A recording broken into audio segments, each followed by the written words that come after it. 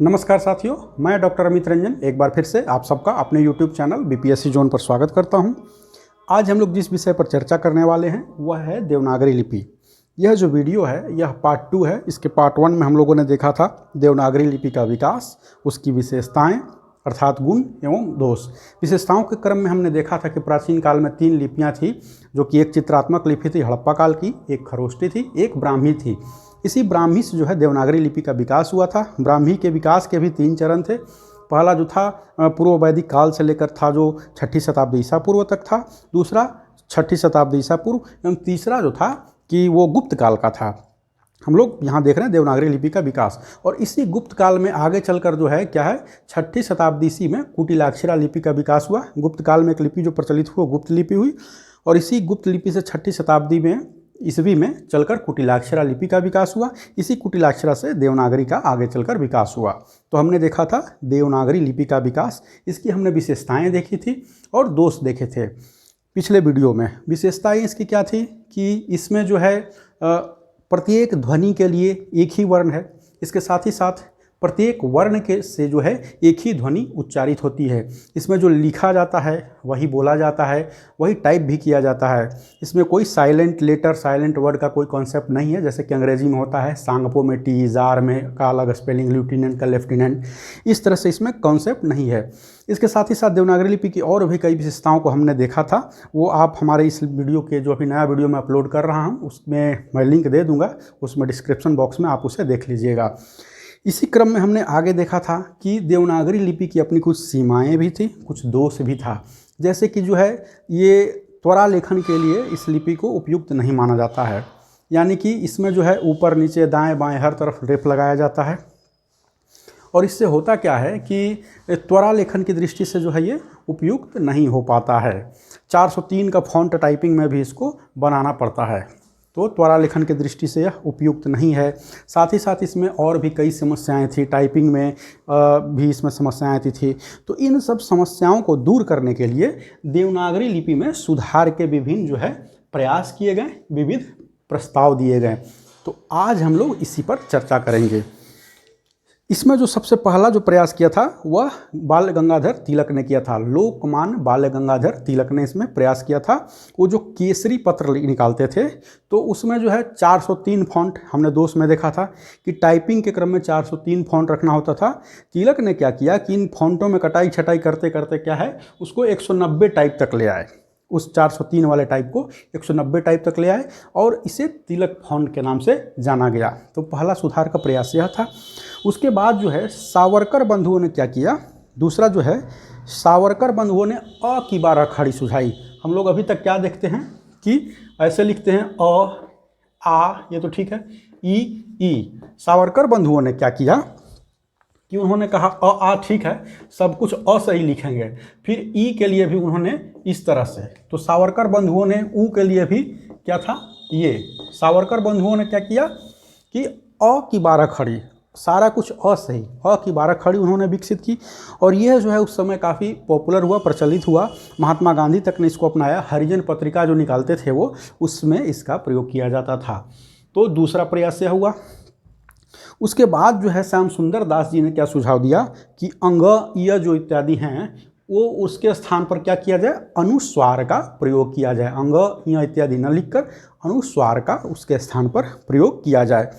उसके बाद गोरख प्रसाद ने एक बहुत ही अद्भुत सुझाव दिया कि जो मात्राएं हैं, मात्राओं को कैसे लिखा जाए।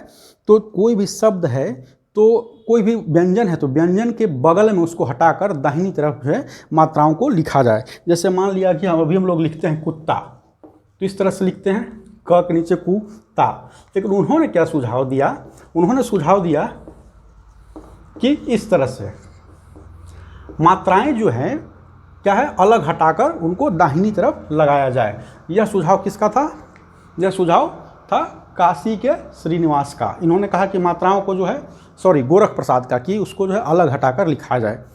काशी के श्रीनिवास ने जो सुझाव दिया कि हम लोग हिंदी में जानते हैं अल्प प्राण होता है और महाप्राण होता है, तो इन्होंने कहा कि इससे जो है वर्णों की संख्या बहुत ज़्यादा हो जाती है।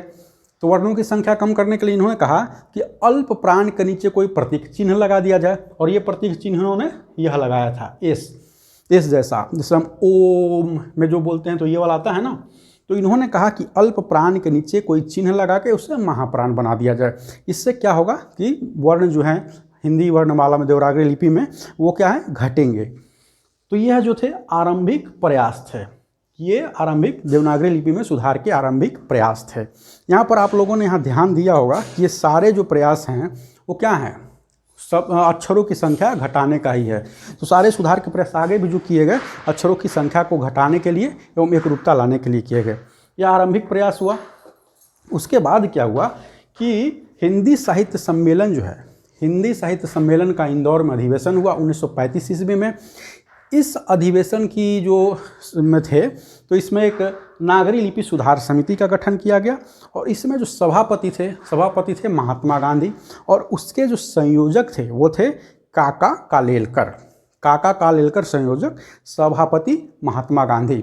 तो क्या किया गया, नागरी लिपि सुधार समिति का गठन किया गया और उन्होंने कुछ सुझाव दिए, जिसमें पहला और बहुत महत्वपूर्ण सुझाव क्या दिया उन्होंने कि जो सिरोरेखा है, सिरोरेखा लिखने में भली न लगाई जाए लेकिन मुद्रण में यानी टाइपिंग में अवश्य लगाई जाए। जैसे हम लोग कुछ जैसे ये सब लिखा हुआ है इसके ऊपर जो यह है, तो सिरोरेखा जो हम लिख रहे हैं उसमें लगाने की कोई आवश्यकता न है, मन हो तो लगाइए, ना मन हो तो ना लगाइए, लेकिन ये टाइपिंग में अवश्य रहे। यह क्यों किया गया, ताकि गति बढ़े। ठीक है, तो पहला सुझाव था कि सिरोरेखा जो है क्या किया जाए, टाइपिंग में अवश्य लगाई जाए, लिखने में भले ना हो। उसके बाद इन्होंने क्या कहा, दूसरा सुझाव जो इस समिति ने दिया कि जो रेफ है जैसे धर्म, कर्म, तो रेफ को जो है व्यंजन से अलग हटाकर लिखा जाए। जैसे धर्म भी लिखना है तो इसमें क्या है कि यहाँ लिखा जाए, ये हटाकर धर्म, इस तरह से इन्होंने कहा कि लिखा जाए, यानी रेफ को व्यंजन से अलग हटाकर दाहिनी ओर ऊपर लिखा जाए। तो कहा कि रेफ को व्यंजन के बाद लिखा जाए। तीसरा सुझाव इसने जो ये दिया कि जो उ मात्राएं हैं, जो उ इत्यादि मात्राएं हैं, उनको व्यंजन से हटाकर अलग लिखा जाए। जैसे कि कुल लिखना है अभी तो इस तरह से लिखा जाए, यानी व्यंजन से अलग हटाकर उनको नीचे लिखा जाए। 12 खड़ी जो थी, 12 खड़ी जो सुझाया गया था, यहाँ पर हम लोगों ने देखा था सावरकर बंधुओं ने जो 12 खड़ी सुझाया था, इस समिति ने उस 12 खड़ी को स्वीकार कर लिया, कहा कि नहीं ठीक है, ये 12 खड़ी मान्य रहेगा।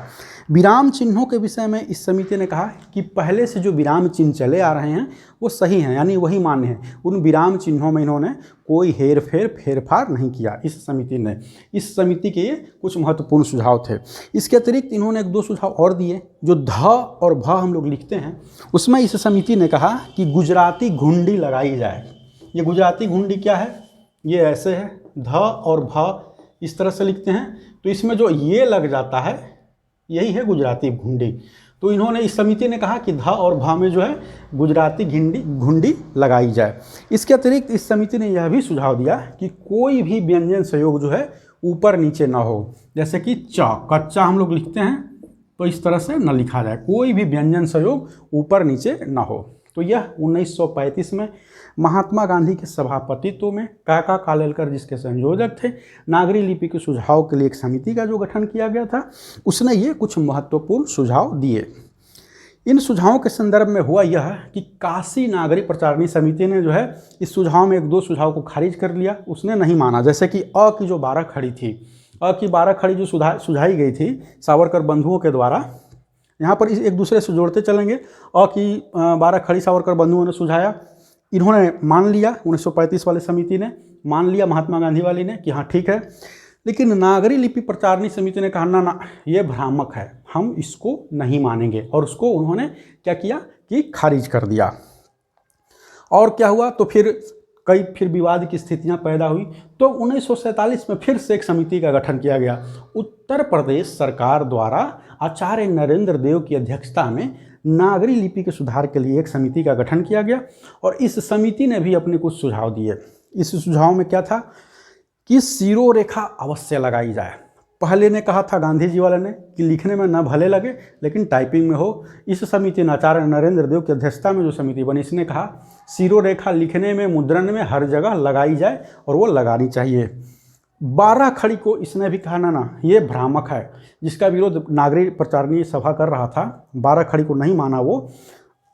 इस कमेटी ने भी कहा कि नहीं, 12 खड़ी जो है वो भ्रामक है, यह अस्वीकार्य है, उसको नहीं माना जाएगा।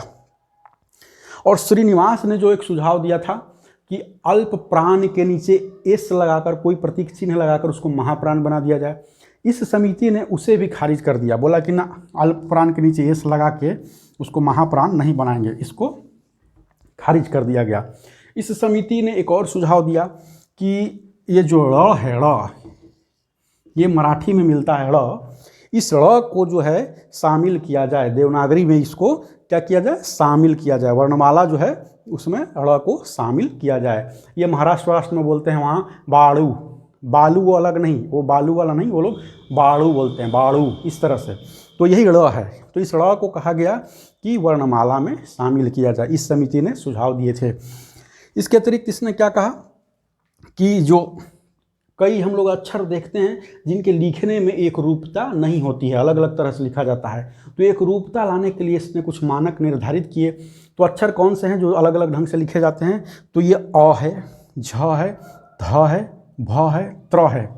तो इसको कैसे लिखने के लिए समिति ने सुझाव दिया? अ को इसने कहा कि जो ये इस तरह से अ लिख रहे हैं ये गलत है, इसके स्थान पर कैसा होगा, ये अ मानक ये हुआ। झ में इन्होंने कहा कि झ ये मानक ये नहीं चलेगा, झ जो है ये रहेगा, ये झ हो गया। ध और भ में वही गुजराती घुंडी लगाई जाए। अगर ध को इस तरह से लिखता है कोई और भ इस तरह से लिखता है तो यह गलत है, इस तरह से ध होगा और इस तरह से भ होगा, यानी गुजराती घुंडी लगाई जाए। वही जो महात्मा गांधी वाली समिति ने जो सुझाव दिया था, इसने भी वही सुझाव दिया कि ध और भ में गुजराती घुंडी लगाई जाए। त्र में इसने कहा कि त्र को इस तरह न लिखकर इस तरह से लिखा जाए। छ को इसने कहा था क और स के रूप में लिखा जाए, छ को, क्षत्रिय वाला छ को। तो इस तरह से कुछ जो वर्ण थे उन वर्णों का मानकीकरण भी इस समिति के द्वारा किया गया। और ये मैंने बता ही दिया था कि ड़ को वर्णमाला में स्थान देने की इसने बात की। जो मात्राओं के विषय में था, पहले जो कई सारे सुझाव दिए गए थे कि मात्राओं को हटाकर दाहिने साइड लिखा जाए। जैसे कि मैंने बताया था, मान लिया अगर मुझे लिखना है सूर्य, अभी जो लिखते हैं, तो इसका जो पहले वाली समिति ने सुझाव दिया था, या फिर श्रीनिवास ने जो सुझाव दिया था कि मात्राओं को अलग से लिखा जाए, तो इसने क्या कहा कि मात्राएं यथास्थान जो है अपने स्थान पर बनी रहें। मात्राओं के विषय में इसने कहा कि यथास्थान अपने मात्राएं यथास्थान बनी रहें। इसके अतिरिक्त इस समिति ने एक और सुझाव दिया था कि अनुस्वार और पंचमाक्षर, पंचमाक्षर वही यंगणम जो होता है, अंग, य और टट का न म, तो यंग नम की जगह जो है इसका प्रयोग किया जाए, अनुस्वार और पंचमाक्षर की जगह इसका प्रयोग किया जाए। तो आचार्य नरेंद्र देव की अध्यक्षता में बनी हुई समिति ने यह सुझाव दिए। और आज जो हम लोग देवनागरी लिपि प्रयोग करते हैं, या जो भारत सरकार जो पत्राचार इत्यादि में, या कई राज्य सरकारें जो पत्राचार इत्यादि में जिसका प्रयोग करती है, उसमें अधिकांशतः इन्हीं सुझावों का क्या किया जाता है, व्यवहार में लाया जाता है। तो इस सुझाव को क्या है कि उत्तर प्रदेश सरकार के अंतर्गत गठित था, तो और राज्यों में जिसको इसको सुझाव के लिए दिया गया कि हाँ भाई आपको भी अगर कोई सुझाव देना है तो दीजिए। इसमें 2 सुझाव और जोड़ दिए गए। 2 सुझाव क्या जोड़े गए? 2 सुझाव ये जोड़ा गया कि ख को ख लिखा जाए। आपको कहिएगा क्या अंतर है? तो ख कई जगह ऐसे भी लिखा जाता है तो लगता है रवा, देवनागरी लिपि के हम लोग दोस्त में इसको हम लोग पढ़ चुके हैं। तो इसने कहा कि ख को इस तरह से नहीं, इस तरह से लिखा जाए, इसको स्वीकार कर लिया गया। लेकिन एक और जो सुझाव यह दिया गया था कि ई, छोटी वाली ई जो है, इसकी मात्रा को जो है, इसका जो लाइन है, इसको रेखा जो है, इसको छोटा करके दाहिनी ओर लिखा जाए।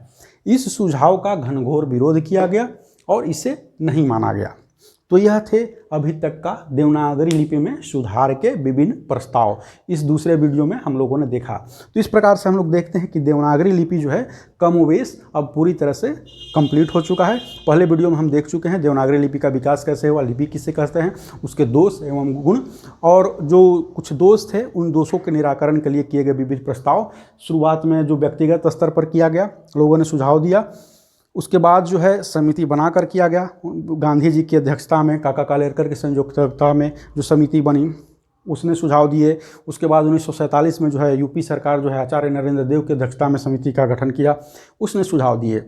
तो ये थे देवनागरी लिपि में सुधार के विविध प्रस्ताव। आई होप आपको यह वीडियो अच्छा लगा होगा। यदि अच्छा लगा हो तो अपने मित्रों को दिखलाएं। जैसा कि मैं हमेशा कहता हूं, इससे क्या होगा, ज्ञान जो है आप जितना बांटेंगे उतना ही बढ़ेगा। और आगे आने वाले वीडियो में हम लोग जो है गोदान की श्रृंखला चला रहे थे उसे पूरा करेंगे। बीपीएससी पीटी की जो सीरीज चल रही थी वो जो सही मायनों में कहा जाए तो वो शुरू होने से पहले ही ख़त्म हो गई। हम उस सीरीज़ को भी आगे बढ़ाएंगे, यद्यपि कि वो बहुत ज़्यादा पॉपुलर नहीं हो पाई।